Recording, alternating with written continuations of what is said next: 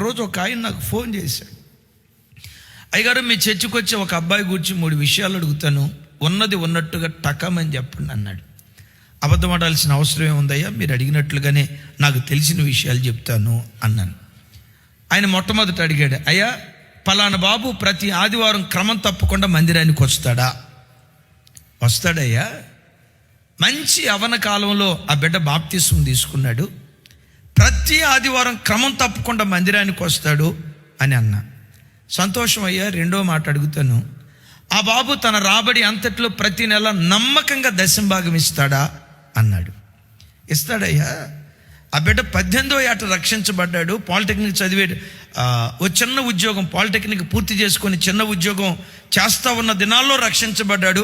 అప్పటి నుండి ప్రతి నెల దశంభాగం ఇస్తాడు. అప్పటి నుండి అయ్యా అన్నాను. అయ్యగారు మూడవ మాట నాకు చెప్పండి, ఆ బాబు మందిరంలో ఏదైనా పరిచర్య చేస్తాడా అన్నాడు. పరిచర్య చేస్తాడండి.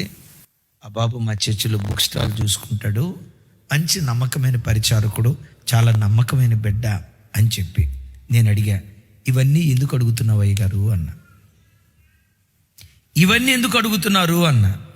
ఆయన ఏమన్నాడు తెలుసా, ఇవన్నీ నేను అడగటానికి కారణం ఏంటంటే మా అమ్మాయిని ఆ అబ్బాయికి ఇవ్వాలా లేదా ఆలోచనలో, అసలు ఆ అబ్బాయి ఎలాంటివాడో తెలుసుకోవాలనుకుంటున్నాను.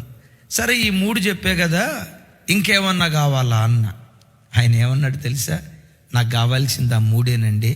ఆ 3 అబ్బాయి క్వాలిఫై అయ్యాడు కాబట్టి మా అమ్మాయిని ఆ అబ్బాయికి ఇచ్చి పెళ్లి చేస్తాను అయ్యగారు.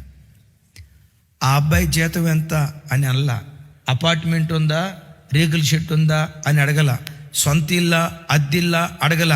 అడిగిన ఒకే ఒక్కటి, ఆత్మీయతకు విలువిచ్చాడు. సెల్ ఫోన్ కొనేటప్పుడు ఇది బాగుంటుందని కొన్నావు, సరిగా పనిచేయలా, దాన్ని ప్రక్కన పెట్టి ఇంకో 10,000 రూపాయలతో ఇంకో సెల్ ఫోన్ కొనవచ్చు.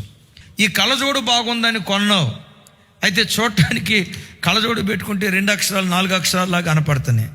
ఇది బాగాలేదని ఇంకో కళ్ళజోడు నువ్వు కొనగలుగుతావు.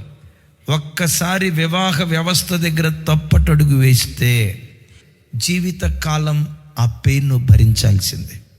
అందుకని అమ్మా అయ్యా నా వైపు చూడండి, ఈ పిల్లల వివాహం దగ్గరికి వచ్చేసరికి మా క్యాస్ట్ పలానా, మా క్యాస్ట్ అబ్బాయి వాడు తాగుబోతుడైనా పర్వాలా, తిరుగుబోతుడైనా పర్వాలా, క్యాస్ట్ను చూసి, హోదాను చూసి, అంతస్తును చూసి, సంపాదనను చూసి అక్కడ తప్పుటడుగు వేసావా, నన్ను క్షమించండి, జీవితంలో భారీ మూల్యం చెల్లించుకోవాల్సి వస్తుంది.